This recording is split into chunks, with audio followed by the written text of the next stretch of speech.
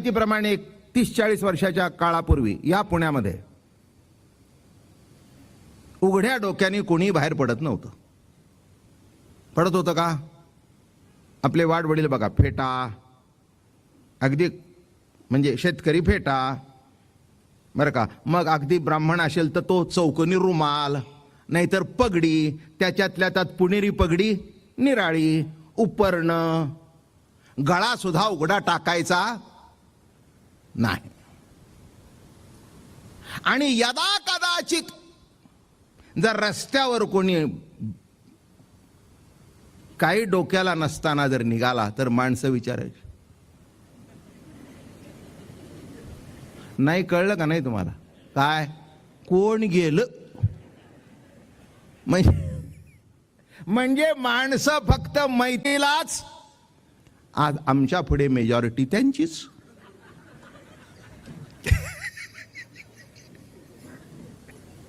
आता मला सांगा, मी याच्यातून काही उलटा अर्थ काढू का? नाही काढणार. काही काढायची गरज मला नाही. कारण का सर्व ठिकाणी आज हो टोपी न घालणं किंवा डोक्याला काही न घालणं ही रीत झाली आणि ती सुद्धा लोकमान्य झाली. त्यामुळे असं कोणी डोक्याला काही घातलं नाही तर माणसं विचारणं अशी काय, ठीक आहे मोडका चाललाय, जाऊ दे. काय कशा करता सांगतोय? तसं गणपतीच्या काही बाबतीत मूळ स्वरूप कायम आहे. पण कसं घडलं? बरं, वाहन तुम्ही म्हणाल बदल कसा झाला? आता तुमच्या वाहनात नाही का बदल झाला? काय झाला का नाही? मागचं वाहन मागे राहिलं ना. पूर्वी पुणेकर म्हणजे दुटांगी धोतर, कोट आणि कॉलर वर काढून ती शर्टवर काढलेली, आणि तो मग असं करून पंपिंग करून टंकन टाकली की निघाला सायकलवर. बायका सुद्धा नऊवारी, मग ते असं मागचा काष्टा घेऊन असं बांधायचं पुढे, आणि त्या सुद्धा त्या लेडीज सायकलवर निघायच्या. माझं म्हणणं लक्षात आलं तुमच्या? कसं होतं पुण्यापूर्वीचं, बरं का. आणि एक विशिष्ट सुद्धा होतं बरं का, खाली धोतर, बुशर्ट आणि वर हॅट. हे सुद्धा एक पुण्यातला पोशाख मी माझ्या डोळ्याने बघितला. हा अगदी हॅट बीट घातलेलं वैशिष्ट्यपूर्ण माणसं अगदी जायचे रस्त्याने. तेव्हा कृतयुगामध्ये 10 हात, तेजस्वी वर्ण, सिंहाचे वाहन आणि नाव त्या काळामध्ये विनायक होतं. असं एक एक काळाची थोडक्यात माहिती सांगतो.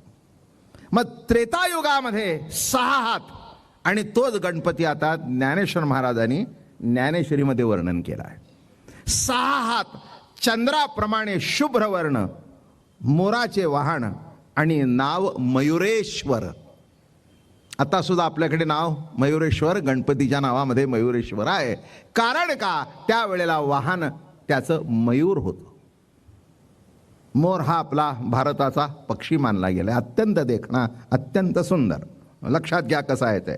6 हात, द्वापार युगामध्ये 4 हात, तांबडा वर्ण आणि उंदराचे वाहन, नाव गजानन. काय झालं? हे उंदराचं वाहन कुठपासून सुरू झालं?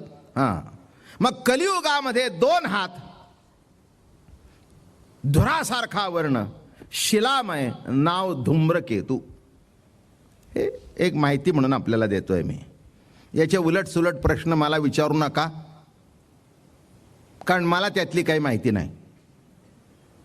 एवढी हे का मी तुम्हाला सांगितलं, तुम्हालाही माहिती असावी. मला फक्त ज्ञानेश्वरीतला गणपती सांगायचा आहे, ज्या आधाराने पहिल्या दिवसापासून 10व्या दिवसापर्यंत प्रवचन चालू आहे. तो 6 हाताचा गणपती कुठे आहे? आणि एक सांगतो, मला वाटतं नेपाळमध्ये मंदिर आहे, तिथेही 6 हाताचा गणपती आपल्याला पाहायला मिळतो. पण इथे जेव्हा ज्ञानेश्वर महाराज 6 हाताचा गणपती सांगतात, त्याचा भाग असा आहे, 6 हात आणि 6 हातातून अनुक्रमणे परुष, अंकुश, मोदक, दंत, भग्नदंत, कमल आणि अभय असे हे 6 हात. तेव्हा ज्ञानेश्वर महाराजांना अभिप्रेत असलेला गणपती मी तुमच्या पुढे मांडलेला आहे, आणि तोच तुमच्या पुढे विविध रूपाने सांगतोय. पण एक पक्क लक्षात ठेवा, मूळच्या रूपात सुद्धा कुणीही बदल केला नाही. पुढं तर वाहनं अमकं तमकं एवढंच, याच्यापेक्षा जास्ती बदल झालेला नाही. आणि 2 हात का 4 हात का 6 हात ते सुद्धा तात्विक विवरण आहे. हे विवरण कसलं आहे? तात्विक विवरण आहे. त्याला काहीतरी तत्वाचा आधार आहे. म्हणून सध्याचा गणपती, पण मला एकच विनंती करायची आहे, तुम्ही घरी गणपती बसवा, आवडीने आणा. आणि अजून एक सांगतो, गणपतीमध्ये फरक सुद्धा होतो. मातीचा गणपती, धातूंचा गणपती, चांदीचा गणपती, सोन्याचा गणपती, काही का असेना, पण त्याच्यातलं जे अधिष्ठान आहे त्या अधिष्ठानावर लक्ष ठेवावा आणि त्याला अभिषेक करावा. माझं म्हणणं कळलं का? एखाद्या सामान्य माणसाने लहान गणपती घरात आणून बसवला, पण भावना जर ती असेल तर काही फरक पडत नाही. हे बघा, मातीचा का सोन्या का चांदीचा फरक का पडत नाही? कारण सर्वात तो आहे. सर्व रूपाने जर तो नटलेला आहे तर कोणत्याही धातूमध्ये त्याला जर बसवला तर फरक कुठे झाला? काही फरक होण्याचं कारण आहे का? सोन्याचा केला तरी आहेच, मला वाटतं दगडूशेठचा आहे. एखाद्याने चांदीचा केला, चांदीचे तर घरोघरी आहे, देवाऱ्यावर जे असतात की नाही प्रत्येकाच्या जवळ. मग कुणाचा पितळेचा असतो, कशाचाही असू दे. अगदी काही काहींचा हिऱ्याचाही बघितलं मी, सुंदर सुंदर बघितलं. स्फटिकाचे गणपती बघितले, अत्यंत सुंदर सुंदर गणपती बघितले.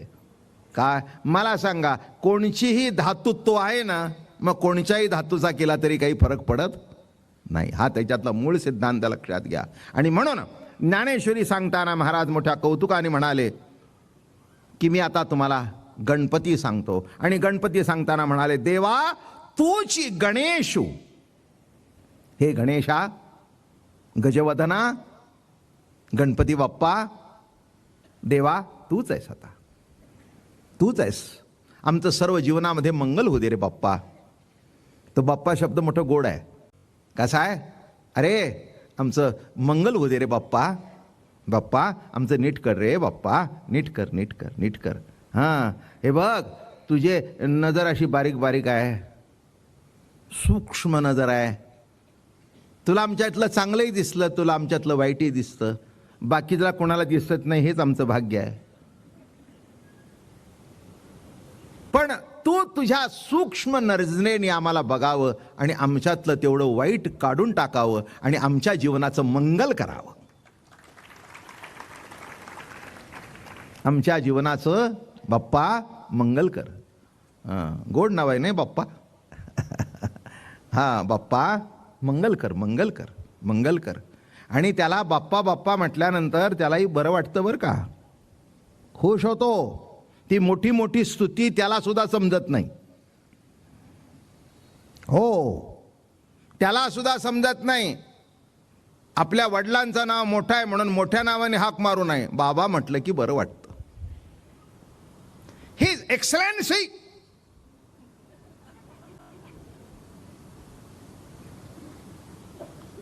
त्या बापाने हात धरला आणि बाजूला घेतलं. गाढवा अक्कल आहे का म्हणले? ते तिथलं हीच एक्सलन्सी बोलतोय, तू बाबा म्हणणं. तसं आपल्याला गणपतीची जर आपण लेकरं आहोत, माझं म्हणणं कळलं का? आपण जर गणपतीची लेकरं आहोत तर कोणचं नाव त्याला आवडेल? बाप्पा. गणपती बाप्पा. हां, एवढं जरा बघा की काही काही माणसं टीकाही करतात त्याच्याबरोबर, पण मला काही तसं उलट अर्थ काढायचा नाही. लहान पोरं परीक्षेच्या वेळेला गणपती बाप्पाकडे जातात. बाप्पा आज इतिहासाचा पेपर. ही सुद्धा गंमत आहे नाही का? म्हणजे याने 6 महिने अभ्यास करायचा नाही आणि एक दिवस हात जाऊन जोडल्याबरोबर गणपती बाप्पा इतिहासाचा पेपर लिहायला. एका दिवशी 1000 पोरं गेली. आता त्याने कोणाकोणाचा पेपर लिहावा? अहो, गणपतीला सुद्धा अडचणच की. हा म्हणतो माझा ले, तो म्हणतो माझा ले, तो म्हणतो माझा ले, ते पुढचं सांगणार आहे.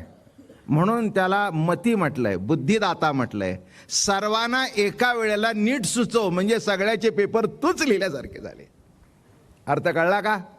तू लिहायला येऊ नकोस, पण योग्य ते सुचव. आम्हाला सुचवणारा कोण आहेस? बाप्पा तू आहेस रे. काय त्या गणपतीकडे पोरं जातात, ते पोर म्हणतात बाप्पा नाही. गणपती बाप्पाने असं बारक्या डोळ्याने बघितलं. मला माहिती आहे म्हणले. हा का रे, 6 महिने कुठे होतास? ते पोर साधं होतं. म्हणला 6 महिन्यात परीक्षाच झाली नाही.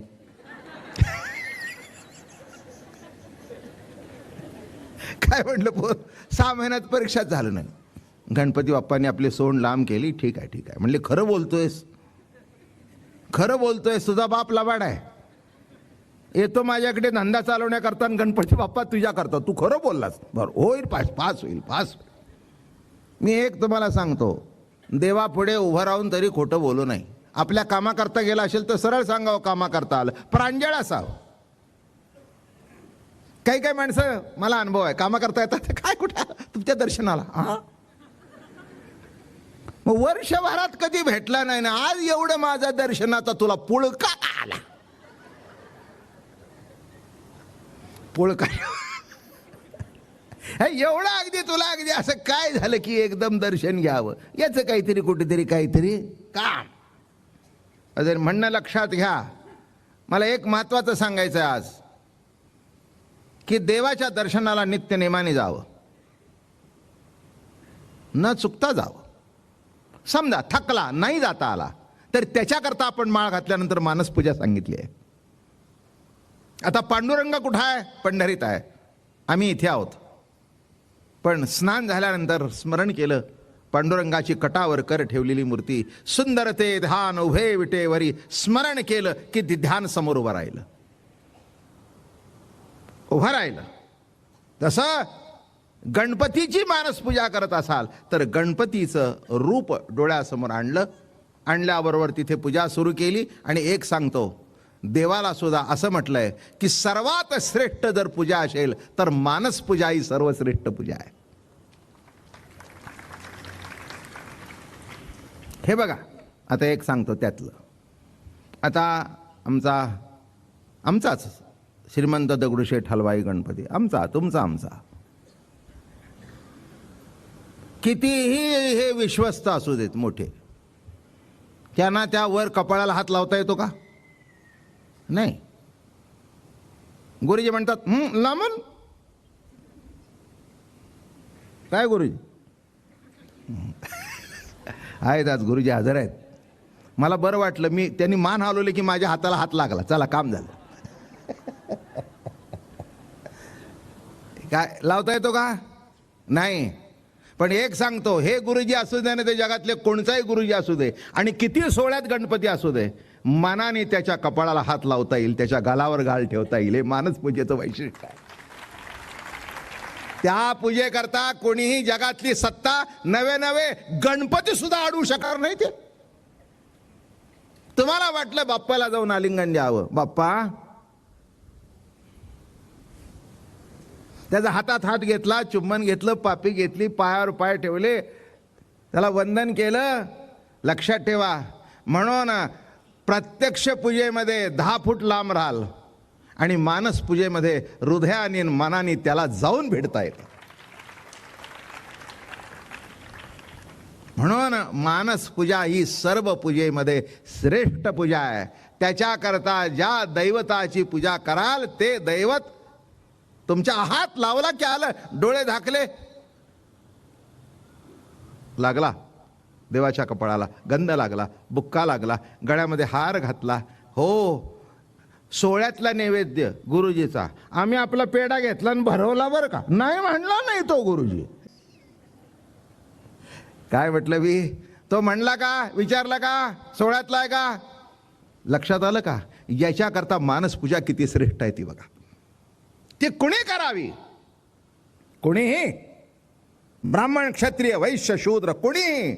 एक सांगतो, ज्याच्या मनामध्ये भाव आहे त्यांनी करावी. ते गाडगे बाबाचं एक फार मला आवडतं, मनी नाही भाव म्हणे देवा मला पाव, देव बाजारचा भाजीपाला नाही रे. फार सुंदर आहे. म्हणी नाही भाव म्हणे देवा मला पाव. तो पाव म्हणत नाही, पाव दे. दुसरा म्हणला बटर दे. तर कसा आहे पावायचा तुम्हाला सांगू. पाव नारदान किलो ना असं काही गणपती आहे का. कसा पावेल तो. मनामध्ये पूजा कर. सर्व रूपाने तो नटलाय. एक बोलता बोलता मला सहज अभंग आठवला जगद्गुरु तुकाराम महाराजांचा. त्यांनी पांडुरंगाला प्रश्न विचारला. ते म्हणाले पूजा. ते म्हणले कसली पूजा करू सांग. कासयाने पूजा करू केशिराज हाची संदेह माझा भेटी आता. उदक नहाणू तरी स्वरूपची तुझे. उदकाने पाणी घालू तेही स्वरूप तुझं आहे. गंध अक्षदा काही वाहू तेही स्वरूप तुझं आहे. वाहू दक्षिणा तरी धातू नारायण. अन्न परब्रह्म तुझे नाही. तुका म्हणे विठो भरला सभाई तया उणे काही कोठे मग. अरे सर्व रूपाने सर्व ठिकाणी भरलेला असा हा परमात्मा. आणि त्याची मनाने जेव्हा पूजा सुरू होते मनापासून मनापासून. आणि हे अत्यंत महत्वाचं आहे बरं का. हो अजून एक सांगतो. मनाची पूजा का उत्तम. कारण मनाने तो असेल तिथपर्यंत जाऊन पोचता येतं. आणि ते मन पोचलेलं तुमच्याशिवाय कोणाला दिसत नाही.